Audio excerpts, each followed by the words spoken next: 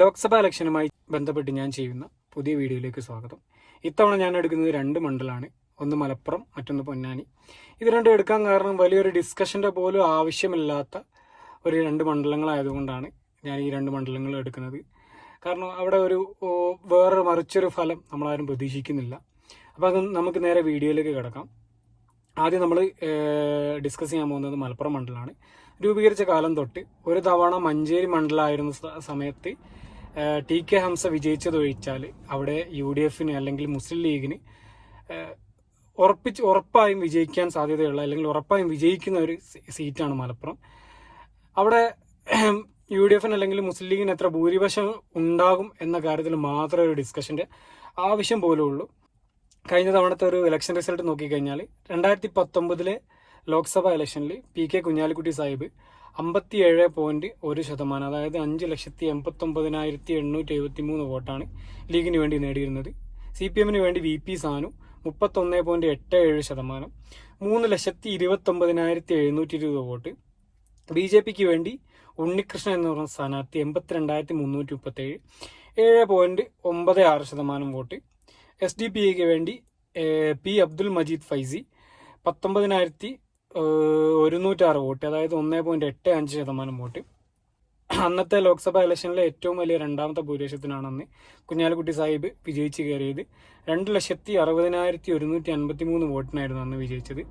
പിന്നീട് നിയമസഭാ ഇലക്ഷന്റെ ഭാഗമായിട്ട് കുഞ്ഞാലിക്കുട്ടി സാഹിബ് കേരളത്തിൽ വന്ന് വേങ്ങര മത്സരിക്കുകയും വിജയിക്കുകയും ചെയ്തതോടുകൂടി ബൈ ഇലക്ഷൻ നടന്നു. അന്നും മുസ്ലിം ലീഗ് അല്ലെങ്കിൽ UDF തന്നെയാണ് വിജയിച്ചത്. അന്ന് MP അബ്ദുസമദ് സമദാനി മുസ്ലിം ലീഗിന് വേണ്ടിയിട്ട് UDFന് വേണ്ടിയിട്ട് 5,38,248 വോട്ട്, 48.96% വോട്ടാണ് നേടിയിരുന്നത്. CPM വേണ്ടി VP സാനു 4,23,633 വോട്ട്, അതായത് 38.53% വോട്ട്. BJPക്ക് വേണ്ടി AP Abdullakutty 68,935 vote, 6.27% vote.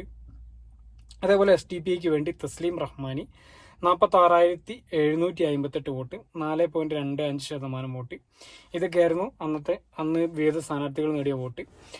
By ഇലക്ഷനിൽ ഏകദേശം 1,14,692 വോട്ടിന്റെ ഭൂരിപക്ഷത്തിനാണ് അബ്ദുസമദ് സമദാനി വിജയിച്ച് കയറിയത്. ഇനി അവിടുത്തെ അസംബ്ലികൾ നോക്കിക്കഴിഞ്ഞാൽ, നിയമസഭാ സെഗ്മെന്റുകൾ നോക്കിക്കഴിഞ്ഞാൽ കൊണ്ടോട്ടി, മഞ്ചേരി, പെരിന്തൽമണ്ണ, മങ്കട, മലപ്പുറം, വേങ്ങര, വള്ളിക്കുന്ന്, ഈ 7 മണ്ഡലങ്ങളിലും UDFന് തന്നെയാണ് MLA മാർ, അല്ലെങ്കിൽ മുസ്ലിം ലീഗിന് തന്നെയാണ് MLA മാർ. വലിയൊരു പ്രവചനത്തിനൊന്നും ഒരു സ്കോപ്പ് പോലും ഇല്ലാത്തൊരു മണ്ഡലമാണ് മലപ്പുറം. എത്ര ഭൂരിപക്ഷം ലീഗിന് കിട്ടും എന്നത് മാത്രം ഡിസ്കസ് ചെയ്യേണ്ട ആവശ്യമുള്ളൂ. ഒരു 1.5 ലക്ഷത്തിൻ്റെ മുകളിൽ 2 ലക്ഷത്തിൻ്റെ 1.5 ലക്ഷത്തിൻ്റെ അല്ലെങ്കിൽ 2 ലക്ഷത്തിൻ്റെയൊക്കെ അടുത്ത് അല്ലെങ്കിൽ അതിൻ്റെ മുകളിലേക്കുള്ള ഭൂരിപക്ഷത്തോടു കൂടി ET മുഹമ്മദ് ബഷീർ തന്നെ വിജയിക്കുന്നതെന്നാണ് ഞാൻ കരുതുന്നത്. അതായത് ഇത്തവണ മത്സരിക്കുന്നത് CPM വേണ്ടി വസീഫാണ്, ഈ ലീഗിന് വേണ്ടി ET മുഹമ്മദ് ബഷീറും BJPക്ക് വേണ്ടി ഡോക്ടർ അബ്ദുസലാമാണ് മത്സരിക്കുന്നത്. ഇത് ഞാൻ പറഞ്ഞതുപോലെ ഒരു ഡിസ്കഷൻ്റെ ആവശ്യമില്ല. ET മുഹമ്മദ് ബഷീർ വളരെ കംഫർട്ടബിൾ ആയിട്ടുള്ള നല്ല ഭൂരിപക്ഷത്തിന് തന്നെ വിജയിച്ച് കയറും. അടുത്തൊരു മണ്ഡലം പൊന്നാനിയാണ്. പൊന്നാനി മണ്ഡലം ഈ പറഞ്ഞതുപോലെ തന്നെ 2004 LDF തരംഗത്തിൽ പോലും മുസ്ലിം ലീഗിനെ ഒരിക്കലും പിന്തള്ളാത്തൊരു മണ്ഡലമാണ് പൊന്നാനി. പൊന്നാനി മണ്ഡലത്തിൽ കഴിഞ്ഞ തവണത്തെ ഒരു ഇലക്ഷൻ റിസൾട്ട് നോക്കിക്കഴിഞ്ഞാൽ 2019 ET മുഹമ്മദ് ബഷീറായിരുന്നു മത്സരിച്ചത്. ET മുഹമ്മദ് ബഷീർ അന്ന് 51.30% വോട്ട്, അതായത് 5,21,824 വോട്ട് നേടി.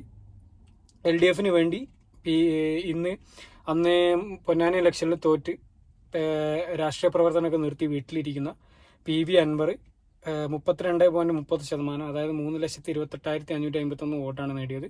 BJPക്ക് വേണ്ടി VT രമ 1,10,603 വോട്ട്. SDPക്ക് വേണ്ടി അഡ്വക്കേറ്റ് KC നസീർ 18,124 വോട്ട് നേടി. അന്നത്തെ ഭൂരിപക്ഷം എന്ന് പറയുന്നത് 1,93,273 വോട്ടിന്റെ ഭൂരിപക്ഷമാണ്. ഇനി ഇത്തവണ മത്സരിക്കുന്നത് ആരൊക്കെയാണെന്ന് നോക്കിയാൽ, ലീഗിന് വേണ്ടി അബ്ദുസമദ് സമദാനിയാണ് മത്സരിക്കുന്നത്.